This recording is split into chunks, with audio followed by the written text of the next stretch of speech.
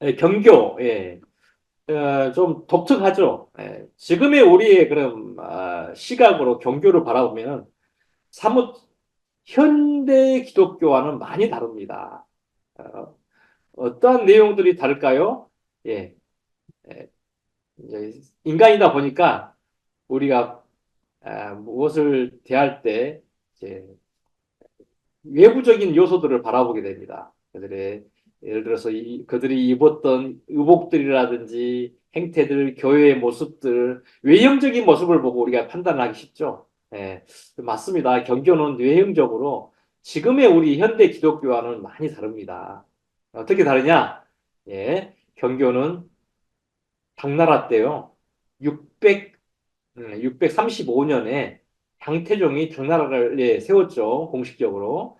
그때 이제 알로펜이라는 선교사가 21명의 수도사들을 데리고 공식적으로 당나라에 들어왔습니다. 공식적으로. 그러니까 비공식적으로도 들어왔습니다. 그러나 그 비공식적인 것은 제가 오늘 논하지 않겠습니다. 뭐 굳이 말하자면요. 비공식적으로 이미 3세기 때 중국에 들어왔습니다. 거기에 관련된 사료가 있습니다. 예, 예. 그러나 그건 어디까지나 비공식적인 방문이었습니다. 그래서 이제 3세기 때, 4세기 때, 5세기 때 줄곧 주구장창 실코를 따라서 이 기독교가 당나라의 문을 두들겼습니다. 예. 이제 무슨 말인지 아시죠?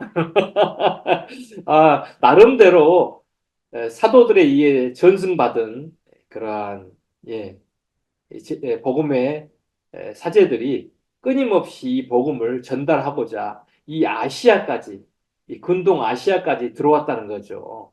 야, 대단치 않습니까, 여러분? 한 번도 우리가 지금까지 신앙생활 해 보면서 뭐 신학교도 다녀봤지만은 이러한 대목은 들어본 적이 없었어요. 예. 들어본 적이 없었고 간혹 가다가 어떤 분들이 뭐 예전에 경교가 있었는데 복음이 들어왔다네. 그러나 그냥 구체적인 근거를 제시하지 않고 그 근거가 어디서 출발했는지도 우리는 명확히 몰랐어요.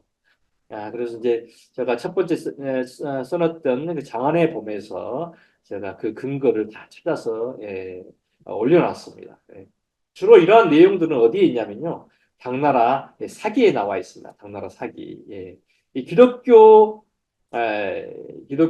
역사에는 전혀 전무후무한 내용들입니다. 다만 이 당나라 사기에 이게 신당서, 구당서, 그 당나라 기타 사료에 hom씩 언급되어 있습니다. 특히 이제 중국 서안에 가면요, 비림이라는 곳이 있습니다. 비림. 비림은 당나라 때, 뭐 수나라 때 등등 중요한 비석들을요 한쪽에 모아놨던 곳입니다. 그래서 비석 비자, 림, 숲을 림자. 비석을 통해서 수풀을 이룬 것 같이 그곳에 가면은 중요한 비석들이 많이 있는데 그 중에 하나가 대진 경교 중국 유행비라고 있습니다. 거기서 이제 그 이제 우리는 경교비라 하죠, 경교비. 보니까는 거의 뭐 3천자 가까이 되는 한자가 있는데 그 한자를 해석해 보니까 이야 정말 기독교가 장태종 때 들어왔다는 그런 기록들. 그래서 이렇게 경교가 이 당나라 때 유행했던 내용들이 그 비문에 그대로 수록되어 있습니다. 그 경교비로 인해서 기독교가 당나라 때 들어왔다는 것이 공식적으로 확인이 되었습니다. 확인이 되었어요. 굉장히 놀라운 이야기죠. 근데 이제 뭐 우리 기독교계에서도 놀랄 만한 내용들이지만은 이 경교비로 인해서 한 가지 이제 우리 문명학적으로도 굉장히 좀 의미 있는 그런 내용들이 수록되어 있죠. 그게 뭐냐면은 이 고대 때 동서양의 문명이 조우했다, 만났다, 서로 함께 어우러져서 공존했다는 구체적인 내용들이 거기 안에 실려 있었던 거죠. 그러니까 지금 뭐처럼 이렇게 문물 교환하고 무역이 왕성하고 외교가 있었지만 고대에도 똑같이 동서양의 정치, 외교, 경제, 학문 여러 방면에 교류가 있었다는 것입니다. 예. 뭐 지금처럼 뭐 IT가 발전해서 과학이 발전해서 그나마 교통이 발전해서 이렇게 했지만은 고대에도 나름대로 그러한 신호 체계가 있었습니다. 고대에도 물론 지금처럼 빠르진 않았지만은 고대에도 나름대로 동서양의 그런 문화 문명의 교류가 아주 활발하게 이루어졌다는 거죠. 그것이 바로 실크로드입니다. 실크로드.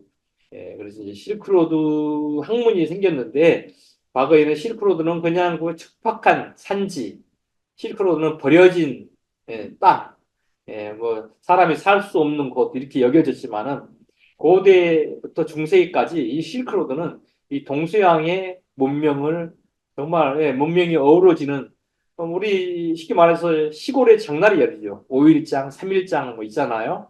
이 장날과 같은 개념입니다. 이 동서양의 장사 좀 한다는 사람들 있죠. 비즈니스 그리고 이제 예술가들 뭐 기타 등등의 여러 가지 직업군들이 몰려 들어와요. 그래서 실크로드에서 서로 그 거대한 장터에서 서로 이렇게 교환도 하고 서로 배우고 나눠주고 그러한 작용입니다. 어떻게 보면은 사람의 인체의 심장과 같은 지형입니다. 동맥이죠, 동맥. 예. 그래서 참 실크로드는 굉장한 놀라운 지형입니다. 예. 그 산파 역할을 했죠.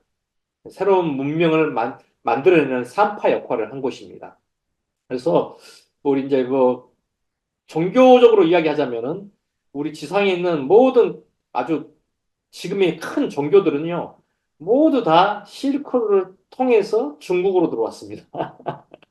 기독교, 천주교, 유대교, 그리고 불교, 그리고 무슬림, 이슬람교까지 이렇게 실크로드를 통해서 중국으로 들어왔습니다. 이 동아시아까지 들어왔습니다. 그래서 그만큼 이 실크로드는 굉장히 중요한 지형입니다. 사통팔달의 지형이고요. 예, 그곳에서 모든 문명이 다시 재생산되었습니다. 예, 여기까지 이제 간략하게 여러분에게 실크로드에서 알려드리겠습니다. 제가 어디까지 이야기했는지 여러분이 저 중심을 잘 잡아주셔야 됩니다. 너무나 방대하기 때문에 저도 모르게 주제가 다른 데로 막 가버려요. 그러니까 혹시 여기까지 혹시 질문 있습니까? 이 교수님, 중국에는 그러면은 누가 어떻게 해가지고 들어갔습니까? 그, 당나라 635년에 공식적으로 들어왔다 그러는데, 네. 예를 들어서 뭐, 누구를 인해 가지고 들어왔습니까? 어느 나라 어, 사람? 뭐, 예수님 제자라든지, 누구, 뭐, 좀 전에 말씀드렸죠? 알로펜이라는 분입니다. 알로펜. 알로페? 예. 음, 중국어로는 아라본이죠. 아라본. 근데 이게 이제 그 원음은 아브라함이다. 아브라함. 그래서 이제 그 음, 당시에 동방 기독교 성도들뿐만 아니라 수도사들 이름을 보면요. 구체적으로 뭐 서방 쪽처럼 성경에 나오는 인물들의 이름들을 많이 음, 가졌습니다. 음, 음, 경교비 비문에도 어, 82명의 수도사들의 이름들이 있는데 거의 대체적으로 아브라함, 모세, 엘리야, 이삭, 야곱 이런 이름들이 수두룩합니다. 그래서 이제 갑자기 생각이 났습니다. 좀 전에 이제 왜 그들이 이렇게 중국식으로 와서 예, 모든 언어라든지 습생활, 교회 등등을 이렇게 중국식으로 했느냐 하면요. 이제 요것 때문에 지금 현재 학계에서 경교를 바라볼 때 곱지 않은 시선이에요. 좀 이상하다. 예를 들어서 우리는 지금 뭐 목사, 선교사, 권사, 집사, 장로 이런 명칭이 있잖아요. 직분 명칭. 근데 고대에는 이러한 직분 명칭이 없었어요. 우리 대한민국에도 기독교에. 이 음, 명칭이 어떻게 만들어지냐면 중국식이에요. 중국식 한자로. 근데 그 당나라 때는요. 그들이 좀 더 중국 사람들에게 이해하기 쉽게 다가가려고 일반 수도사들을 주교들을 앞에 성직의 그런 명칭을 승으로 했습니다. 승. 불교의 승려 할 때 승자 있죠. 승려를 썼습니다. 승려. 그래서 현재 신학자들이 승자를 썼어? 이거 문제 있다. 이거. 이거, 이건 아니다 하면서 이렇게 보는데, 여러분 이제 참 우리가 역사를 접근할 때 조심해야 됩니다. 지금의 우리의 시각으로 그들을 평가하면요. 참 이게 심각해집니다. 잘못된 거죠. 예. 우리가 역사를 공부할 때는 겸손한 자세로 그들의 그 당시로 우리가 회귀를 해야 됩니다. 회귀. 그 당시의 사회적인 상황, 정치적인 상황들을 충분히 이해하면서 아, 이래서 이렇게 됐구나, 이렇게 돼야 되는데 지금의 우리의 상황으로 그들을 평가하면요. 상당한 오류를 많이 났습니다. 그것뿐만 아니라 이제 여러분 뭐 여러 가지 이제 들려줄 이야기가 많아요. 경교를 보니까 너무나 불교적인 요소가 많아요. 너무나 도교적인 요소가 많아요. 이런 것들 때문에 경교가 그동안에 끊임없는 문매를 맞았습니다. 문매를 맞았어요. 이게 기독교가 들어와서 약간 본질을 벗어났다. 막 이런 말이 대체적으로 막 나오죠. 그러나 제 입장에서는 전혀 그렇지 않습니다. 그들은 지금의 우리의 선교사적인 그런 신분으로 들어왔습니다. 그래서 선교사들이 타 문화권에 가서 가장 먼저 해야 될 것이 무엇입니까? 예, 현지 적응을 해야죠. 아, 그래요? 언어도 배워야 되고 그 문화를 존중해야 됩니다. 요즘 들어서 뭐 한류를 통해서 선교하고 뭐 전도하고 뭐 그런 것도 중요하지만은 첫 번째 우리가 선교할 때요. 그 문화권에 가서 그 문화를 존중하는 걸 배워야 됩니다. 우리는 우리 대한민국의 문화를 그들에게 세뇌시키고 바꿔가는 그러한 사람들이 아니고요. 그들에게 예수의 복음을 전하는 사람들입니다.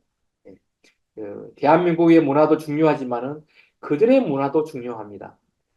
물론 뭐 구체적으로 이야기하자면은 뭐 세속 문화가 많이 있겠지만은 일단은 우리 선교사들은 그 땅에 가서 그들을 존중하고 그들을 배워야 되는 상황입니다.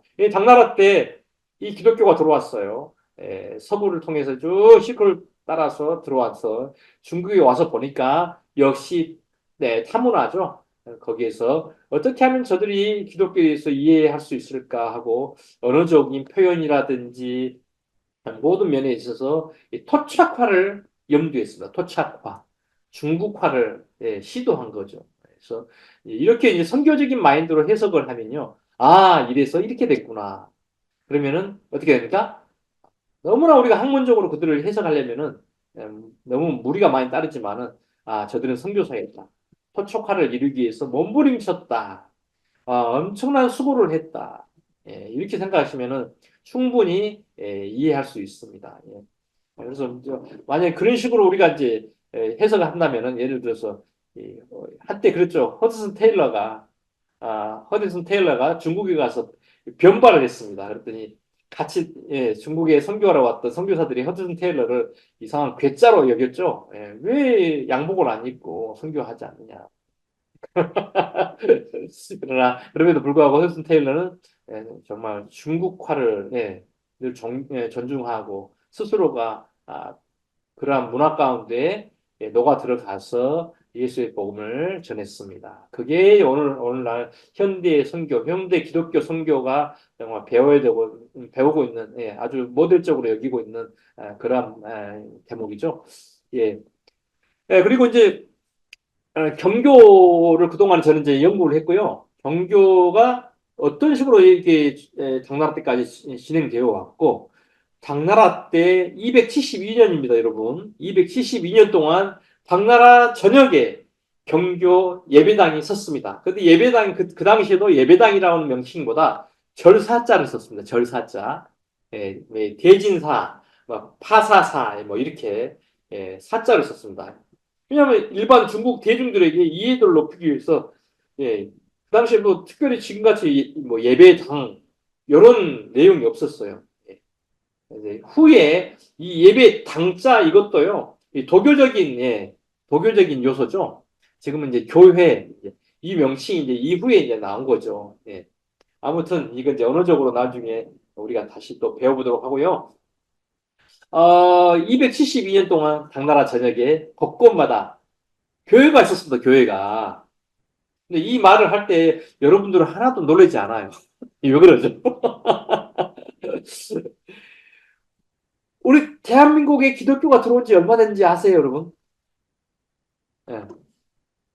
김용옥 권사님, 대한민국의 기독교 역사가 얼마 됐죠? 예. 거의 140년 됐습니다. 140년. 야, 140년 만에 대한민국이 이렇게 정말 예, 기독교 국가라고 말하기는 그렇지만은 예, 엄청난 부흥을 가져왔습니다. 하나님께서 이 대한민국의 기독교를 또 이렇게 세우시고 대한민국을 통해서 이 복음화를 지금 이루어가고 계십니다. 할렐루야. 참 놀랄 만한 일이죠. 이 짧은 순간에 예, 제가 이제 알기로는 우리 80년에 예, 뭐 부흥기를 맞았잖아요. 80년대에 엄청난 예, 전국의 교회당이 막 뜨거웠잖아요. 예. 그래서 쭉 이렇게 이제 우리가 세계 선교까지 막 맡은 이렇게 도맡고 있는 이런 상황인데 최근에 이제 기독교가 점차적으로 예, 꼭지점을 찍고 지금 수직 하강하고 있는 중입니다. 예, 잘하고 있는 건지 모르겠어요. 예, 잠깐 동안 부흥의 그 잠깐의 그 예, 부흥기를 맞았는데 지금은 오히려 지금 수직 하강하고 있는 이런 상황이고 그래서 이제 가끔 이제 제가 대학에서 우리 그 경교에 대해서 동방 기독교에서 논문이 나와요. 이제 석박사 과정에서. 근데 대체적으로 그들이 논문을 쓸 때 왜 경교가 멸망했는지 사라졌는지에 대해서 초점이 그래요. 대체적으로. 그래서 제가 이제 한번 이거 코멘트를 했죠. 이러한 논문도 필요하지만은 일단 우리 대한민국은 기독교 역사상 봤을 때 지극히 그 얼마 되지 않아요. 우리가 지금 기독교 역사가 140년밖에 되지 않은데 나는 좀 겸손한 자세로 좀 대한민국 기독교가 더 성장해야 된다고 생각해요. 더 지속돼야 되고 너무 빨리 지금 사라지고 있거든요. 아, 이래서는 안 되고 일단 1차적으로 우리가 정말 당나라 때 부흥했던 거의 300년 동안 부흥했던 당나라 때의 그 동방 기독교의 그들의 선전들을 좀 배우자. 어떻게 그들이 들어왔고 토착화를 이뤘고 300년 동안 정말 무리 없이 잘 이렇게 활동했는지 그들의 장점들을 좀 배워보자. 여기에 대해서 우리가 좀 초점을 맞춰서 학문적으로 좀 다뤄봤으면 좋겠다. 왜냐하면 우리보다 배 이상 이렇게 발전했잖아요. 그러면 그러한 자세를 우리가 조금 배웠으면은 좋지 않을까. 그런 이제 이야기를 좀 나눴는데, 아무튼, 예, 거의 300년 동안 당나라 때 기독교가 번성했습니다. 이야, 놀랍지 않습니까, 여러분? 부럽지 않습니까? 예, 한 수 배워보지 않겠습니까? 예, 그래서 제가 이제 이런 것들을 좀 더 구체적으로, 좀 학문적으로 좀 기술해서 많이 좀 전달하고 있고요. 그리고 나서 이 땅의 모든 정치, 종교, 외교 모든 면에 있어서요.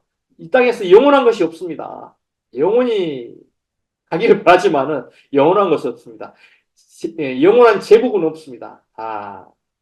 잠깐 왔다 잠깐 사라져버리는 그러한 쇠퇴기를 맞을 수밖에 없죠. 그럼에도 불구하고 우리의 사명은 뭐죠? 정말 하나님 나라가 이 땅에 세워지는 것이죠. 기독교 역사가 그러한 열망 가운데 한 시대 한 시대를 이렇게 이어왔습니다. 동방 기독교도 마찬가지죠. 당나라 때 이렇게 들어왔던 그들이 그 열심과 헌신들을 보았을 때, 야, 그들이 그 척박한 타문화권의 환경에서 어떻게 이렇게 열심을 내었을까? 야, 좀 그들을 볼 때마다 좀 감탄이 나오고요. 존경심이 우러러 나옵니다. 그러고 나서 또 지상의 그 정권에 의해서 핍박을 받습니다. 예, 예, 오래 가지 않습니다. 핍박을 받고 또 흩어짐을 당하죠. 흩어짐. 예. 근데 그 흩어짐에 대해서 너무 애석히 생각하지 마십시오. 우리 하나님은 우리 하나님의 자녀들에게 두 가지의 세계관을 줬죠. 첫 번째로는 디아스포라의 사명을 줬습니다. 디아스포라. 흩어지는 거죠. 하나님의 백성들은요. 잠깐 모였다가요. 유아기를 벗어나면요. 반드시 흩어짐을 갖습니다. 흩어짐. 이스라엘이 그랬고 그 이후에 기독교 교회의 역사를 보면요. 흩어짐입니다. 우리는 모여서 우리들만의 그런 천국 잔치를 하는 게 아니고 세상으로 나아가는 그런 사명자들입니다. 메신저들입니다. 그래서 동방교회는 이 1500년 동안 아시아에서 여러 문화권에서 활동하다가 끊임없는 자발적인 흩어짐, 이것을 참 잘했어요. 서양교회는 그 당시에 자기들끼리 교회당을 예배당을 크게 지어가지고 이렇게 모달리티 불러오는 믿지 않는 사람들을 불러와서 크게 이렇게 뭐랄까 좀 주도적으로 이렇게 했지만은 동방교회는 모달리티와 상반되는 소달리티 그러니까 흩어지는 이런 교회의 역할을 잘 감당했죠. 그래서 이제 그들에게 있어서 이 흩어짐은요 자연스러운 거였어요. 핍박도 있었지만은 그들이 또 흩어져서 거의 한 3, 400년 동안 이 오늘날의 몽골 변방과 그리고 저기 키르기스탄, 카자흐스탄, 중앙아시아죠. 그쪽에 머물다가 또 원나라 때 징기스칸의 시대가 도래했을 때 그들이 다시 몽골로 들어오게 됩니다. 왜냐하면은 몽골의 징기스칸 여러분 잘 아시죠? 칸. 예, 칸 중에 칸이죠. 예. 예. 몽골이 또 잠깐 동안 세상에 드러났어요. 강력한 제국으로 드러났어요. 예. 이 제국은요, 가장 먼저 이 몸통을 불려야 돼요. 몸통을 불려야 될 때 반드시 개방 정책을 씁니다. 당나라 때 당태종도 개방 정책을 써서 알로펜이 이렇게 쉽게 당나라에 들어왔습니다. 징기스칸도 개방 정책을 써서 외래 문물이 자연스럽게 원나라에 들어올 수 있도록 이렇게 그러한 또 결정을 했죠. 이때 다시 동방 기독교가 원나라로 들어왔습니다. 그래서 원나라 거의 한 7, 80년이죠. 80년 동안 동방 기독교가 몽골 이 지역에 뿌리를 내리고 중국 전역에 뿌리를 내리고 다시 두 번째 발전하게 된 계기를 맞습니다. 그러니까 첫 번째 공식적으로 이 기독교가 우리 아시아에 들어왔던 것은 첫 번째 당나라 때이고요. 두 번째로는 원나라 때 몽골 시대에 들어왔습니다. 두 번째. 그리고 세 번째는 청나라 때 들어왔어요. 청나라 때. 청나라 때 어디를 통해서 남쪽 오늘날의 마카오, 광동성 일대를 통해서 중국으로 들어왔습니다. 상해라든지 원주라든지 이렇게. 이제 네 번째 들어왔던 것은 바로 이제 현대. 그래서 중국 기독교 역사를 이야기했을 때 기독교가 공식적으로 네 차례 문을 두들겼어요. 네 차례 두들겼고 현재 시진핑 시대에 지금 기독교에 대해서 큰 핍박이 오긴 했지만은 핍박은 항상 또 외부적인 핍박은 있지만 오히려 성도들로 하여금 교회로 하여금 이 정화할 수 있는 하나의 또 이게 계기를 기틀을 만들어 줍니다. 하나님은요 적절하게 우리에게 매를 드십니다. 동방 기독교 경계도 마찬가지입니다. 조금 사명감을 좀 망각할 때 하나님은 늘 채찍을 들어요. 그래서 시진핑이가 이렇게 등장했던 것도 우리가 정말 구속사적으로 이해했을 때 중국 교회가 양적으로 불어나고 성도들이 불어나고 교회가 많이 섰지만은 그들이 사명을 잊어버리고 세속화로 접어들 때 기독교 교회가 세속화로 접어들 때 하나님은 채찍을 드십니다. 그래서 이 한때 이스라엘이 애굽에서 노예로 이 전락에서 살 때 하나님께서 그들을 불러서 가나안의 땅으로 지금 보낼 때 그들이 또 중간에 이런 그 세속화의 그 때를 벗지 못했어요. 그때마다 하나님께서 적절하게 채찍을 들었던 것처럼 음, 바로를 통해서 이스라엘을 또 이렇게 만들어 가십니다. 우리 또 우리가 잘 아는 다윗 왕이죠. 다윗 왕. 다윗 왕이 있기 전에 반드시 또 사울이라는 사람을 또 통해서 다윗이 만들어졌죠.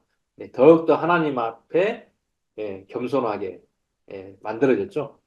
우리 중국 교회가 과거에는 큰 부흥을 가져오긴 했지만은 세속화의 기로에 굉장히 위기일발의 그러한 상황에 있을 때 하나님은 시진핑이를 보내서 시진핑을 통해서 기독교를 핍박하게 하시고 교회로 하여금 재정돈하는 지금 과정이 있습니다. 재정돈. 저는 그렇게 생각합니다. 재정돈하는 과정. 그래서 이러한 시기에는요, 우리가 좀 더 겸손하게 엎드리고 하나님께 뜻을 구하고 하나님의 의도를 우리가 분별력 있게 감찰하는 그런 시기라고 생각합니다. 예, 아무튼 원나라 때 이렇게 또 기독교가 들어왔고요. 원나라 짧은 시간에 기독교가 또 이제 발전을 가져왔지만은 원나라 이후에 다시 철퇴를 맞고 기독교는 예, 원나라의 기독교는 또 쇠퇴하게 되었습니다. 이것이 이제 종교에 대한 전반적인 큰 획이고요. 저는 이제 할 수만 있으면은 이 중국 본토에 복음이 들어오기 이전에 동방 기독교에 대해서 또 연구를 하려고 했습니다. 동방 기독교. 그들이 실크로드에서는 어떠한 사역을 했는지, 어떻게 들어왔는지, 또 그것을 또 연구하고 싶었고, 그러면 또 실크로드 이전에 들어오기 전에 그들이 어디에 머물렀냐? 주로 페르시아에 있었어요. 페르시아.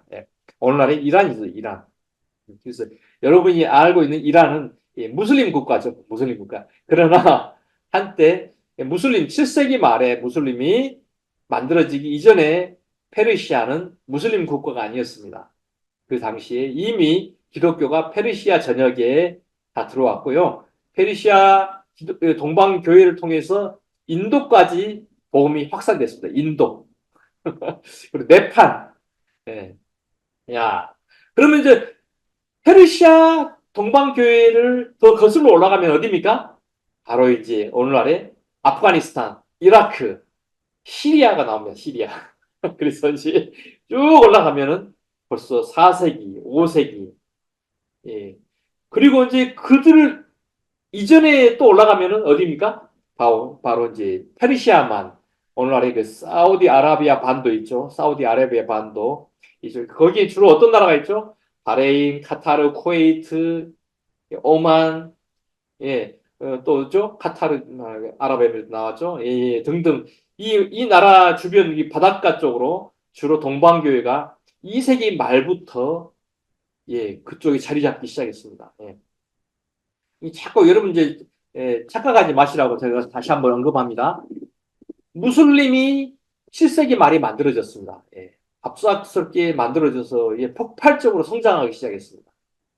그 전에 무슬림이 이 땅에 나타나기 이전에 오늘날의 그 무슬림들이 살고 있는 사우디아라비아 반도라든지 중동 지역이라든지 페르시아만 이쪽 지역, 페르시아, 이란 이쪽 지역, 그리고 중앙아시아 이쪽 전체 이슬람권의 모든 문화에는 기독교가 이미 들어왔었습니다. 그곳에 교회당이 서고 교회당이 있는 곳에는 반드시 수도원이 있었습니다. 수도원. 그만큼 기독교가 이미 초기 때 이 아시아 전역에 다 들어왔다고 생각하시면 됩니다. 심지어 7세기 때 이거 캄보디아 고대 역사에 보면 자료에 보면요. 캄보디아에 기독교 복음이 이미 전해져서 그곳에 교회가 있었다 합니다. 어디 캄보디아 뿐이겠습니까? 제가 이제 좀 이따 이제 지도를 보여줄 거예요. 기독교가 우리가 인도양 해양을 통해서 인도 차이나 반도까지 다 들어왔습니다. 그러니까 지금 우리 남부에 있는 인도, 네팔뿐만 아니라 그 다음에 어디죠? 말레이시아, 태국, 미얀마, 베트남, 캄보디아 이러한 곳에 기독교가 다 들어왔다는 거죠. 근데 우리 이제 제가 초반에 이야기했지만 우리가 정말 왜 그동안에 이 내용들을 몰랐을까? 우리는 한 번도 들어본 적이 없잖아요. 그것이 바로 뭐냐면은 이 우리 동서양의 냉전에 의해서 우리가 그동안에 학문적으로 절반의 학문만 알았던 거예요. 절반의 학문에 대해서는 우리가 너무나 몰랐던 거예요. 제가 이 대목을 연구하고 나서 정말 통탄하겠더라고요. 제가 심지어 기독교 역사까지도 절반밖에 몰랐구나. 이게 다인 줄 알았는데 세상에 보니까 하나님이 이미 예수님의 부활 승천 이후에 사도들을 통해서 이미 다 이게 디자인 하셨던 거예요. 이 복음을 동서양으로 전역에 다 퍼뜨리려고 하나님께서 각자 각 사도들에게 이러한 사명감을 주셨어요. 그래서 이 사도 도마는 인도에 와서 순교했고 바돌로메는 중국까지 들어왔고요. 그다음 사도 마테도 이 실크를 따라서 이 중앙아시아까지 들어왔고요. 나머지 사도의 행적들에 대해서 앞으로 계속 추적을 해야 되겠지만은 그동안에 우리는 그냥 편협한 그런 한쪽에 치우친 기독교만을 우리가 공부해 왔던 거죠. 우리 복음은요, 하나님은 특정한 인물, 특정한 부류의 하나님이 아니고 모든 사람들의 하나님이시고 전 세계, 전 우주 만물의 하나님이십니다. 하나님은 공평하신 하나님. 그렇죠? 예. 아멘 안 하시네. 아멘 하십시오. 예. 그래서 이걸 깨닫고 나서 역시 우리 하나님이시다.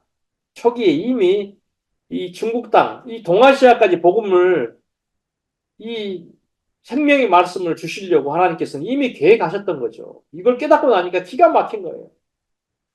이 복음이 근래 140년 전에 들어온 게 아니고 이미 하나님께서는 1500년 전, 아니 2000년 때부터 예수님 이후에부터 이미 계획하신 거예요. 이미.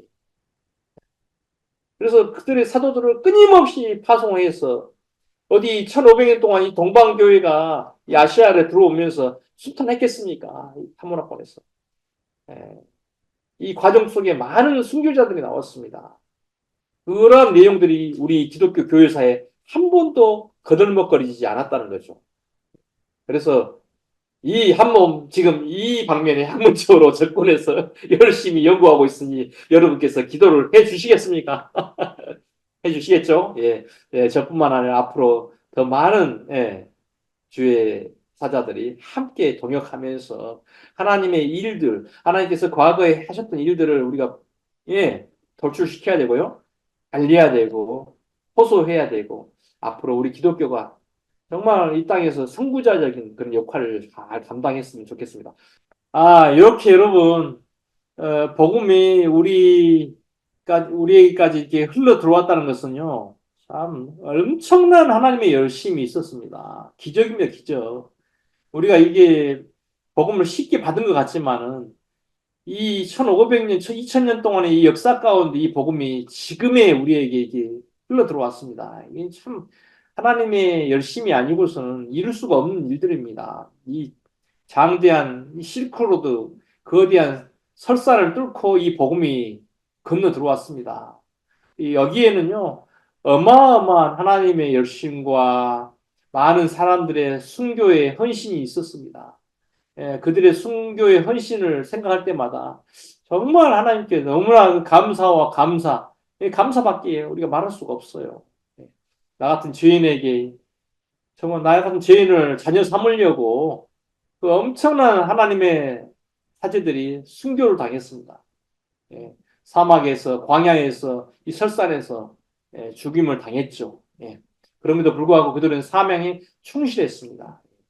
우리 역시도 사명자입니다. 다음 세대를 향해서 우리도 거침없이 끊임없이 나아가는 그러한 사명자들입니다. 여기는 이제 저에 대한 간략한 소개고요. 여러분 보십시오. 이 지도 한 장을 보시면 여러분이 조금 이해할 수 있습니다. 이 초기에 예루살렘에서 시작했던 이 복음이 예, 지금 이건 이제 지금 아시아로 들어왔던 기독교 행전입니다. 안디옥을 올라가서 안디옥에서 에데사, 니시비시, 그래서 바그다드, 그래서 셀루키아, 크레시폰.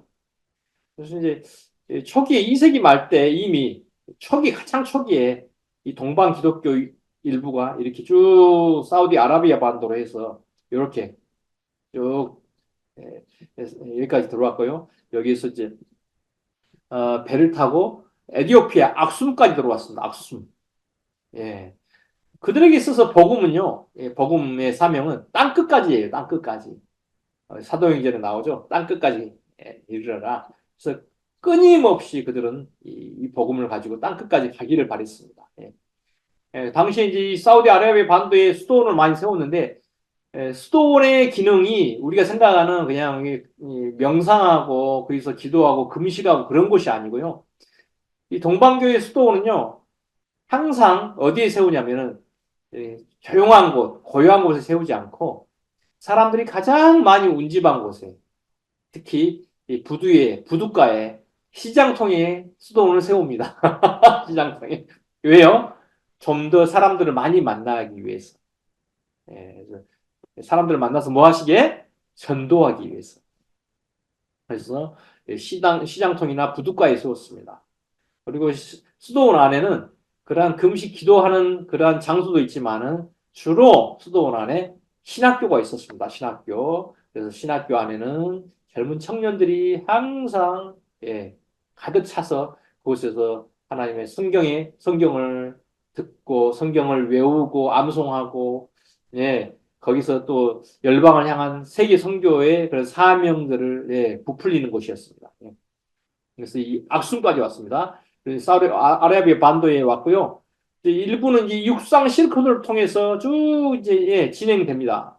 일부는 이 페르시아로 좀 내려옵니다. 페르시아. 오늘날 이제 예, 페르시아 이쪽죠. 테헤란 이쪽, 헤라트라든지 메부르 이쪽으로 이스파한 그죠? 여기가 이제 호르무즈 해협입니다. 호르무즈 해협. 이쪽을 통해서 이렇게 쭉 내려왔고요. 여러분은 여기서 또 배를 타고, 사도 도마 바돌로메는 배를 타고 이렇게 쭉 내려와서, 뭄바이를 통해서, 인도의 최남단, 예, 이 첸나이에서 이제 사도 도마가, 교회를 세우고, 거기에 아주 진짜 뭐, 사회적으로 약자들을 많이 돕고, 원주민들을 목회를 하다가, 나중에 카스트 제도의 제일 꼭대기에 있는 그러한 양반들한테 나중에 순교를 당하죠. 이곳에서. 그러니까 이제 이 고대 때 이루어졌던 이 점진적으로 이제 복음이 진행되어 왔던 이 루트입니다. 스리랑카까지 들어왔습니다. 스리랑카. 그리고 일부는 여기 지금 해상 실크로드인데 해상 실크로드. 그래서 이제 배를 타고 이 티벳으로 들어갑니다. 티벳. 수년 전에 티벳의 해발 2,700m 고지에서 대형 십자가가 발견됐습니다. 대형 십자가. 그곳이 바로 이제 동방 기독교의 27개의 대주교구가 있었는데 그 중에 하나입니다. 그리고 또 여기서 또 배를 타고 쭉 내려와 가지고 인도네시아와 오늘날 말레이시아의 말라카. 이 굉장히 이게 굉장히 중요하거든요. 말라카 이 지역이. 근데 서부 열강이 중국을 쳐들어올 때 이 멜라카에 여기다가 해군 기지를 세우죠. 그만큼 이 멜라카 이 지역이 굉장히 중요합니다. 여러 가지 해상 선적의 보급품을 다시 제공해주고 쉬어가는 곳입니다. 그래서 이제 여기서 이렇게 쭉 진행해서 다시 또 올라옵니다. 그래서 이제 오늘날의 방콕이죠. 방콕이 고대 때는 아유티야 나와요. 아유티야. 그래서 미얀마, 캄보디아, 베트남, 오늘날 다낭이죠. 다낭. 참파라고 합니다. 참파. 고대 때는 참파라는 곳에까지 이 복음이 들어왔고요. 그리고 다시 배를 타고 광저우로 들어왔습니다. 광저우. 그리고 이제 천주. 중국의 복건성이 천주. 여기 이제 이 천주가 원나라 때 가장 중요한 아시아에서 가장 컸던 항구입니다. 항구. 여기에 동방 기독교인들이 엄청 많이 들어왔습니다. 자, 여기 이제 방금 이야기했던 이쪽 루트는 해상 실크로드 루트고요. 자, 육상을 보면요. 자, 육상 이제 이란을 통해서 다시 복음이 이제 중앙아시아 쪽으로 쭉 가는데 고대 때 이 실크로드의 큰 길목입니다. 부하라, 사마르칸트, 박트리아, 판지켄트, 타슈켄트, 탈라스, 탈라스 여기는 우리 그 당나라 때 고선지 장군이 처음으로 대패했죠. 고선지가 나가는 곳마다 다 전쟁에서 이겼는데 이 탈라스에서 졌어요. 그래서 여기서 시각되죠. 탈라스. 지금 가면 그 카자흐스탄에 있습니다. 카자흐스탄에 따라즈라고 합니다. 따라즈. 그래서 이제 세미리치아, 이시쿨 이렇게 쭉 통해서 이 중앙아시아를 거쳐서 이 복음이 쭉 들어오는데 여러분 너무나 쉽게 생각하시면 안 됩니다. 여기는 여러분이 가시면은 정말 척박한 땅입니다. 척박한 땅. 광야. 풀 한 포기도 없는 광야. 이제 이게 또 고산지대입니다. 고산지대. 중국이 천산산맥이 시작되는 곳입니다. 이 중국의 신장 우르무치 지역에서 천산산맥이 시작돼서 우즈베키스탄까지 이렇게 쭉 뻗쳐 있는데 천산산맥이 길이가 1720km입니다. 1720km. 자, 여기 제주에서 백두까지 1440km인가 돼요. 근데 여기 천산산맥은요, 1720km예요. 더 길어요. 여기 이 구간이 만년설산으로 이루어졌어요. 만년설산. 근데 이 만년설산을 뚫고 복음이 들어왔습니다. 예, 여기는 1년 내내 눈이 있는 곳입니다. 예, 여러분 그 파미르 고원 들어보셨죠? 파미르 고원, 히말라야 산맥, 에베레스트 산, 이런 거 들어봤죠? 거기가 이제 이쪽 지역이거든요. 이쪽 히말라야 산맥. 여기가 이제 세계 지붕이라 하죠. 거의 해발 7,000m, 8,000m의 고봉이 있고요. 두 번째로 높은 지역이 바로 이 천산산맥입니다. 해발 6,000m, 7,000m. 그러니까 뭐 거의 하늘하고 맞닿은 곳이죠. 네, 이러한 곳을 뚫고 들어왔습니다. 예, 들어와서 보니까 이제는 뭐가 나타나죠? 이 큰 사막이 나타나요, 사막. 세계 4대 사막 중에 하나인 타클라마칸 사막이 딱 버티고 있어. 야, 그럼에도 이 사막이 그들의 열정을 가로막지 못합니다. 예, 동방 기독교 선교사들이요, 이 사막을 뚫고 들어옵니다. 그래서 쭉 뚫고 들어와서 고창, 함이, 돈왕, 숙주, 감주를 거쳐서 최종적으로 중국의 수도 장안에 들어옵니다. 장안. 와, 참 이게 어디 씻겠어요, 이게. 아무리 사명자지만은.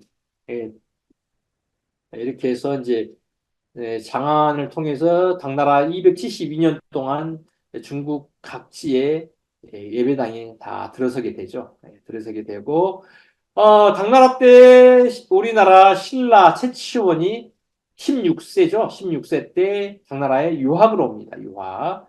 그래서 아마 이제 아직 뭐 구체적인 내용은 없습니다만은 그때 최치원이 장안에 들어왔던 동방 기독교를 반드시 만났을 거라는 그런 추측을 해봅니다. 그리고 일본에서도 두 승려가 왔습니다. 큰 스님이 왔는데 그 중에 하나가 이제 공해 스님이죠. 공해. 이제 일본말로 내가 잊어먹었네.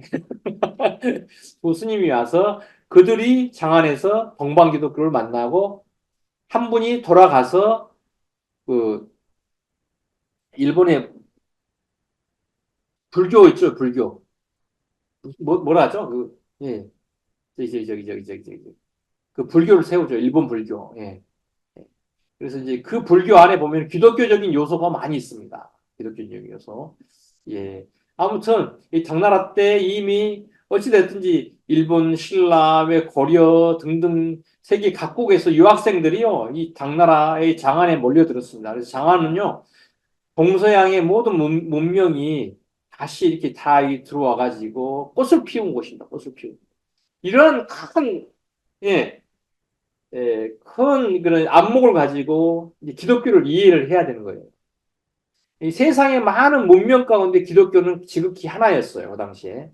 그렇지만은 기독교가 서구에서 이렇게 왔다고는 다 이야기했지만은 이 동방에 들어와서 정말 놀랄 만한 그런 혁신적인 역할을 감당했습니다.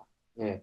왜 저는 이 방면에 연구할 때 놀란 것이 한 가지가 있는데 뭐냐면은 왜 625년에 당태종이 밑도 끝도 없이 기독교를 윤호해 줬는지에 대해서 궁금했어요. 일개 서양에서 온 한 문명, 한 종교일 텐데 당태종이 그들에게 너무 그냥 반갑게 국빈 대접을 해준 거예요. 거기에 대해서 저는 굉장히 궁금했습니다. 예.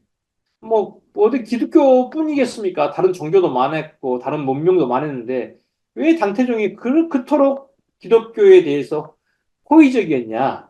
여기에 대해서 이제 굳이 이야기해 드리고 싶은데 시간이 딱 오늘 딱 30분 딱 맞네요. 어떻게 하죠? 더 나가고 싶은데 이 부분은 다음 주인가요? 다음 주에 이야기 드리겠습니다. 예.